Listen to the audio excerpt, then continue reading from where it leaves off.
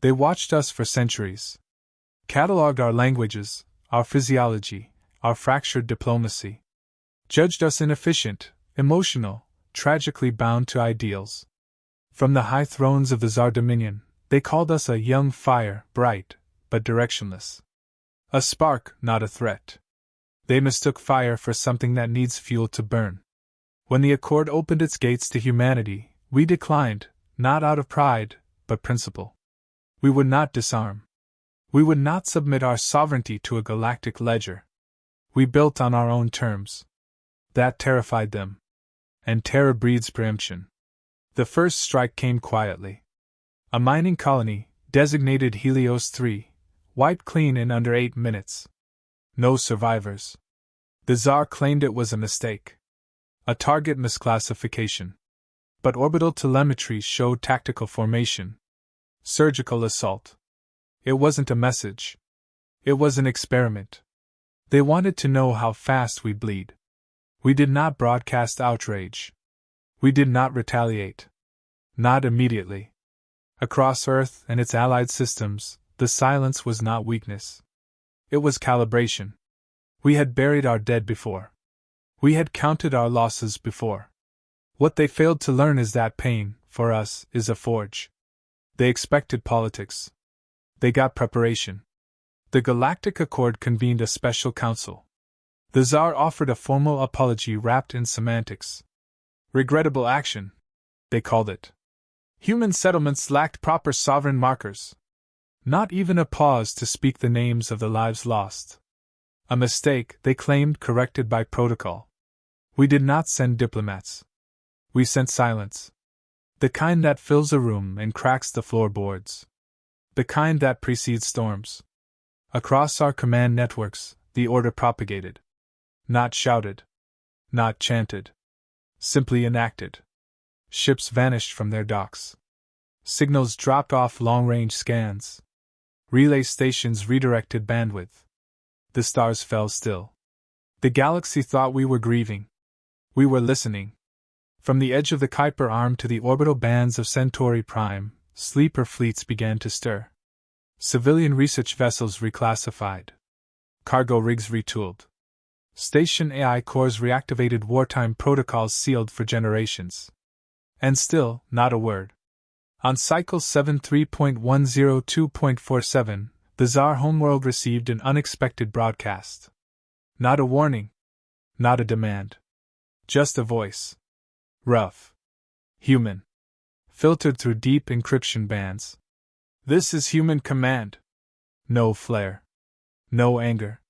Just truth. You chose war. Pause. 4 seconds. Enough to measure fear. Now watch how we wage it. Then silence again. No threats followed. No timetable. Just that. Tsar analysts dismissed it as bravado. Archaic dramatics. They laughed at our psychology. What they didn't understand was that humanity doesn't posture. When we speak before a war, it's not a show. It's a reckoning. For them, war was an equation. Numbers, simulations, expected losses. For us, it was legacy. History written in fire, trenches, blood-soaked perseverance. We don't just fight to win. We fight to outlast, outthink, and remember. They viewed our decentralization as a flaw. It was design. Autonomy, not chaos. Redundancy, not disorder. Their fleets were unified under singular command. Ours were distributed, fragmented, agile, surgically unpredictable. We had never shown them how we fight. Not really. Not when we were holding back. Not when treaties governed the tempo of conflict. But now, the restraints were off. They thought they were ending something by striking first. All they did was grant us permission. Permission to unleash the entirety of our war doctrine. Built over millennia. Forged by necessity. Tempered by extinction-level events we survived without help. The Tsar called us primitive. Then we taught them what primal really meant. But the teaching had not yet begun. They believed the most dangerous thing about us was our weapons. It isn't. It's that we adapt. Rapidly. Aggressively. Without pride to blind us. We study every failure, every loss, every tactical misstep, not to mourn, but to iterate. The galaxy had seen human patience. Now it would meet human precision. They fired the first shot. We would write the final chapter. And when we finished, no one would forget our silence. Because we do not wage war in noise. Tsar Command detected the loss at 219 Galactic Standard. A listening outpost on Varnes 5 stopped transmitting. No debris. No alerts. One moment it existed. The next space filled the gap like it had never been there. They dispatched scouts. None returned. 18 hours later, 3 more systems followed. All non-military, all logistical, all essential. Fuel processors. Dry dock stations. Data spires. Systems vital for fleet projection, erased without trace, without warning. Their analysts called it environmental failure. Natural collapse. Impossible coincidence. They underestimated our capacity for deliberate silence. Every blackout was precision work. Not just destruction, removal. A demonstration. The first lesson: visibility is a liability. We struck without fleets. Without banners. Without a formation to track. They searched for heat trails and warp signatures. Found none. What they didn't realize was that we no longer moved through space. We moved under it. Human stealth technology, deemed theoretical by Tsar standards, proved practical in implementation. Our ships ran dark, wrapped in subspace distortion matrices. Hulls coated in adaptive refractive alloy, absorbing scans and redirecting sensor pings. To Tsar observatories, we were ghosts. But our methods went further. We didn't just appear. We infected. Orbital mirrors were hijacked remotely. Turned inward. Reflected solar energy ignited atmospheres. Clouds combusted from within. Communications choked in the heat bloom. Inhabitants never saw an enemy. Only the sky erupting. On mining moons, seismic stabilizers reversed polarity. Ground liquefied beneath structures. Tunnels collapsed, burying equipment and personnel alike. Again, no warning. No declaration. Just systems obeying new masters. They called it sabotage. But sabotage implies infiltration. There was none. Our code bypassed their firewalls before their systems knew they were vulnerable. By the fourth blackout, panic bled into military command. Ships were rerouted. Patrols doubled. Fleets positioned around supply hubs. Too late. We weren't targeting military assets. We were gutting the blood flow. Making weapons irrelevant by starving them of support. No ammo. No fuel. No replacements. We didn't strike armies. We struck the idea of sustaining one. Our soldiers began deserting. Not out of fear, but futility. They couldn't engage. Couldn't retaliate. They trained for enemies they could see. We gave them shadows. Every lost system received a message. No visuals. No encryption. Just a voice. You assumed superiority. We applied consequence. A second later, frequencies jammed again. No follow-up. No negotiation. We didn't ask for surrender. We didn't need their permission to win. Then came the disinformation wave. Tsar broadcasted images of captured human saboteurs. Manufactured executions. Scripted interrogations. They called us weak, accused us of desperation. Their people applauded. Their fleet leaders staged parades. Morale must be managed, even in fiction. But the truth bled through. In whispered transmissions. In unanswered calls. In ghost signals on the outer rim. Entire populations started refusing conscription. Colony governors requested reassignment. Paranoia rooted itself deep, where propaganda couldn't reach. We accelerated. Cybernetic operatives, off-grid, designation classified, were deployed to strip final redundancy. Some were human. Others were not entirely. Merged with interface spines, plugged directly into the tactical mesh, they operated beyond standard cognition. For them, destruction was a calculation, not an emotion. A single operative brought down a starport on Belkin 2 by rewriting its orbital anchors. A fragment of code. A 1,000,000-ton station fell, not with impact, but with silence. Air escaped slowly. Lights dimmed. No alarms triggered. Each mission served one purpose: dismantle the myth of Tsar invincibility. Not through force. Through demonstration. Not by conquering territory, but by erasing the certainty that territory could protect them. Their leaders convened emergency war councils. They sought alliances, promised trade, even offered reparations. But no one responded. Other races watched, waited, calculated the risk of aligning against a species capable of such cold efficiency. We didn't broadcast speeches. We let outcomes speak. Entire regions of Tsar space turned gray on the star maps. Not captured. Not destroyed. Just absent. A creeping void, consuming confidence. Human command released no updates. No mission statements. No declarations of victory. Just one transmission. Same voice. Unchanged tone. This is not conquest. This is accountability. Transmission ended. Their fleets remained intact. Weapons stockpiled. Soldiers armed. But none moved.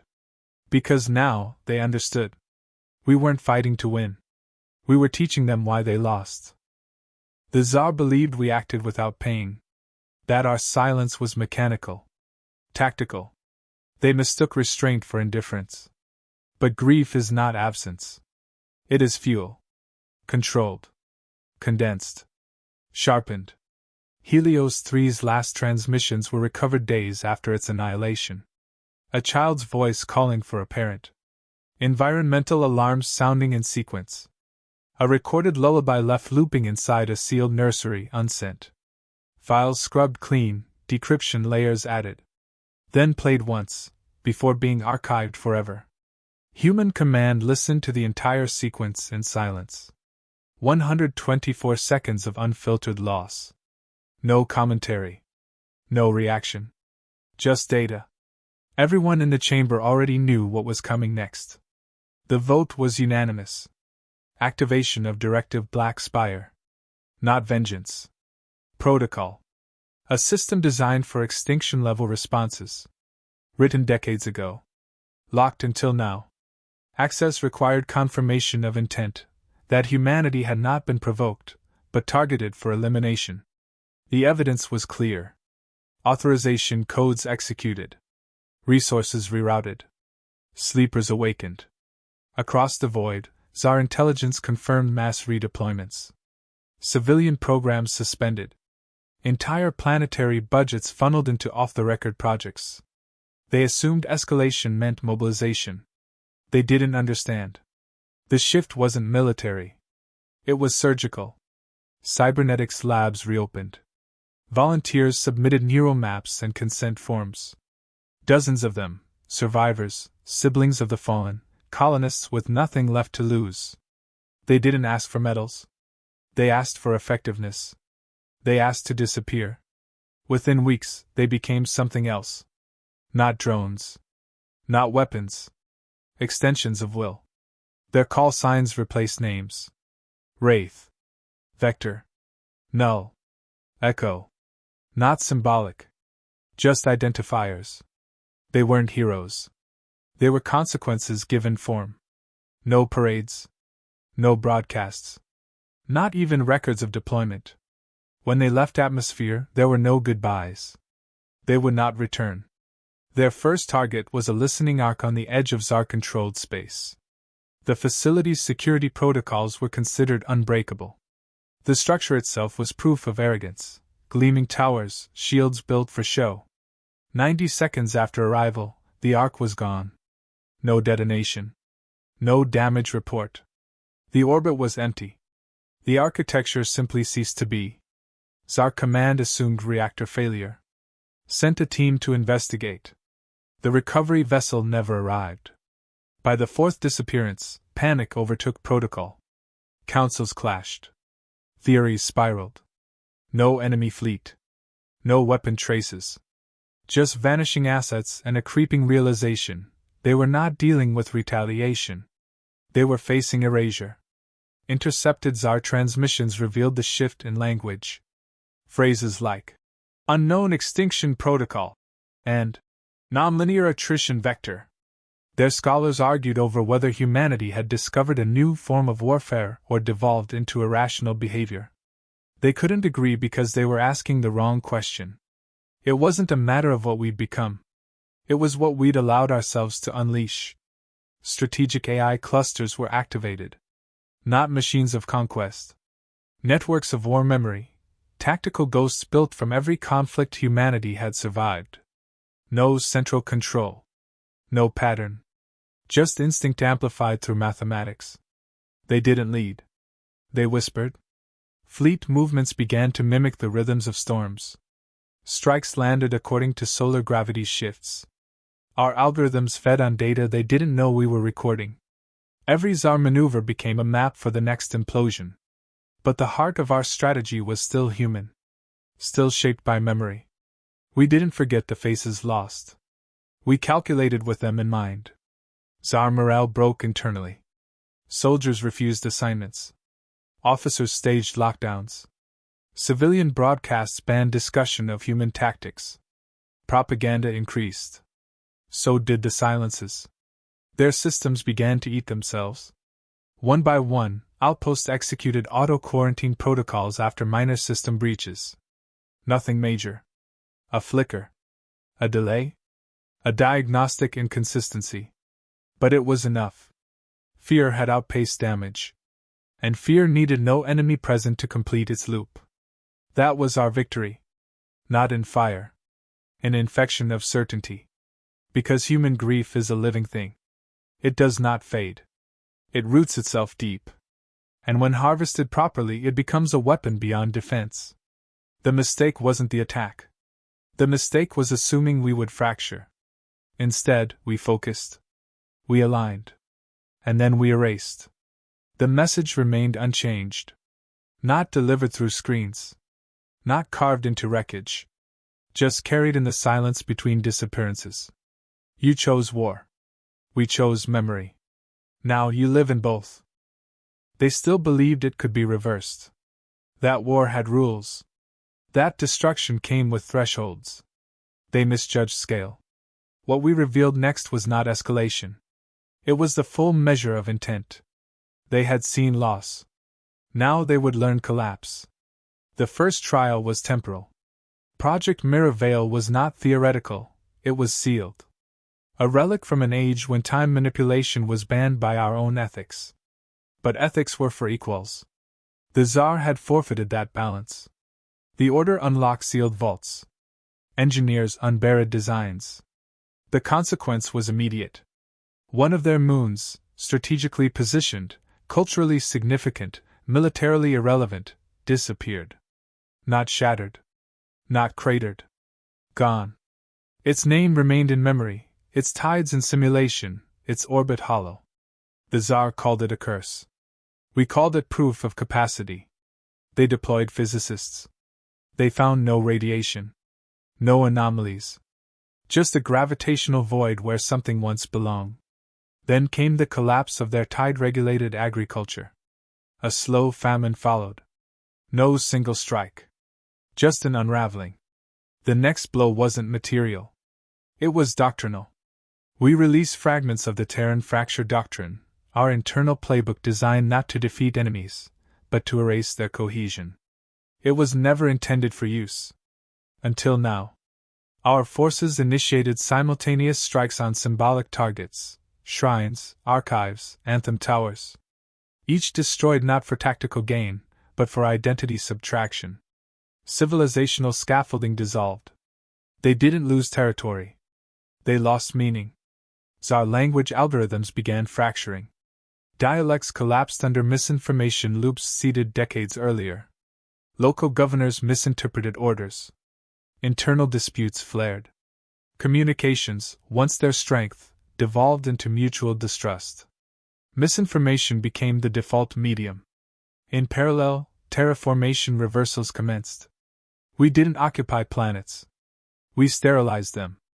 Nanite clouds seated in the upper atmosphere converted breathable gases into inert composites.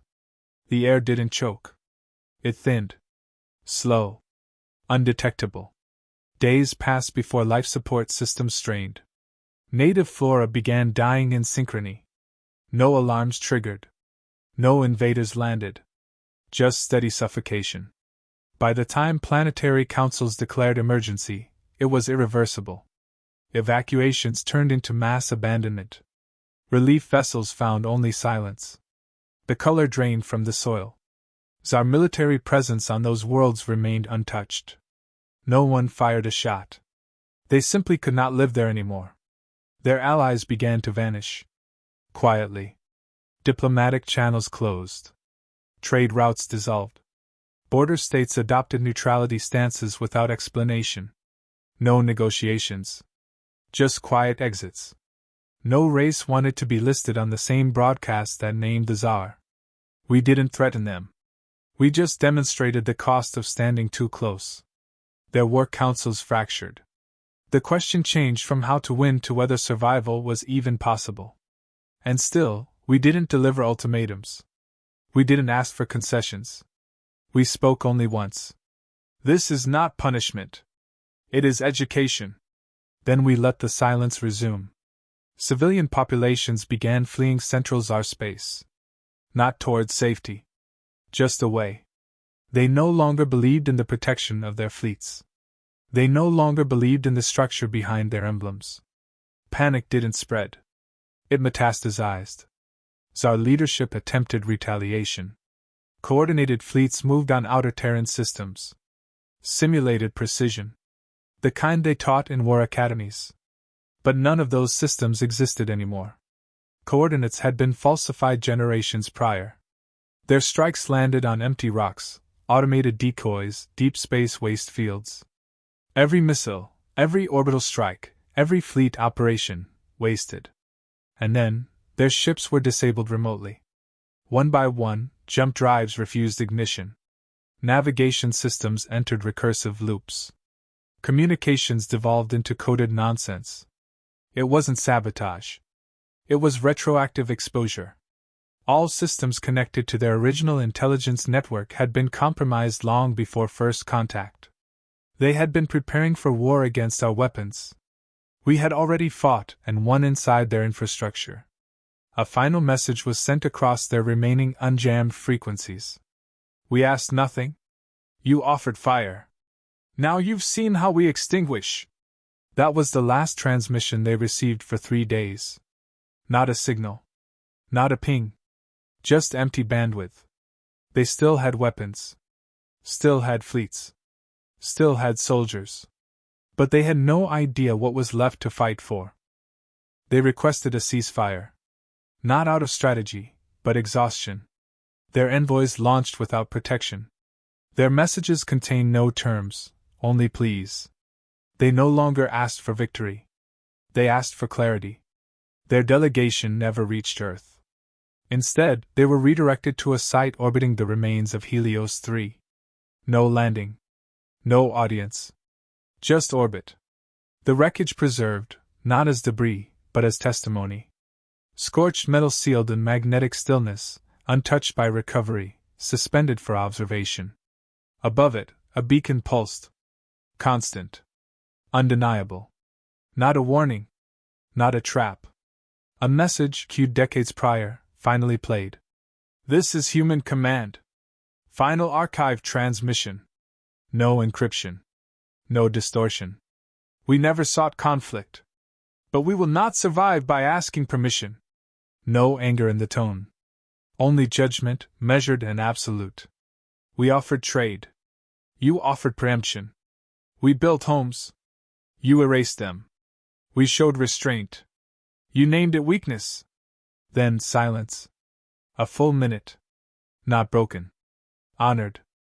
Every action we took after Helios 3 was calculated. You did not lose. You were shown what it means to declare extermination and receive restraint in return. Below the delegation's vessel, the scorched colony turned slowly. This is not peace. We will not sit at tables with those who erase the innocent. We will not dignify the architects of mass graves with treaties. But we will end the war. Not with terms. With memory. A final line followed. We do not want your surrender. We want your understanding. Then nothing more. The transmission ended. Across Tsar territory, automated withdrawals began. Human ships did not announce retreat. They disengaged, leaving behind nothing but empty space and the weight of consequence. No monuments were erected. No names recited. Only silence. But the silence said everything. Because in every system we left behind, something else remained, untouched, unnoticed until now. A black obelisk, faceless, indestructible. Buried shallow beneath the soil or anchored in orbit. Not transmitting. Not powered. Just existing. Unmovable. Constant. Each one marked a memory. Each one encoded with names, dates, records of loss. Unreadable to Tsar systems. Indecipherable by their linguistics. But unmistakably human. They were not messages for the Tsar. They were markers for ourselves. So we never forget what restraint cost. The galaxy began to realign. Former allies of the Tsar, once proud, now whispered neutrality. Trade routes pivoted.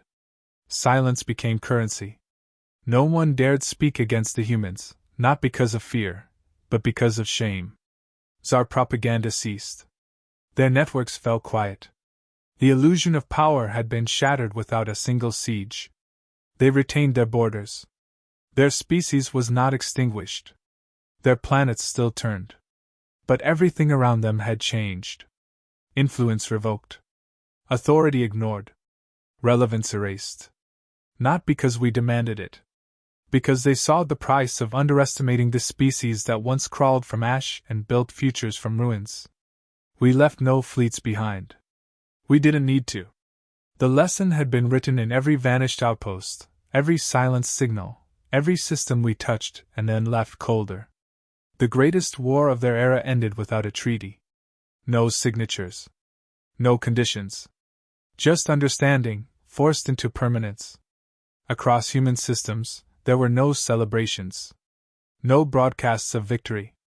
Just a return to movement, to rebuilding, to the quiet practice of survival. Those who fought did not return to medals. They returned to work. That was enough. Some never returned. They weren't forgotten. Their identities had been stripped at their request, but not erased. Stored.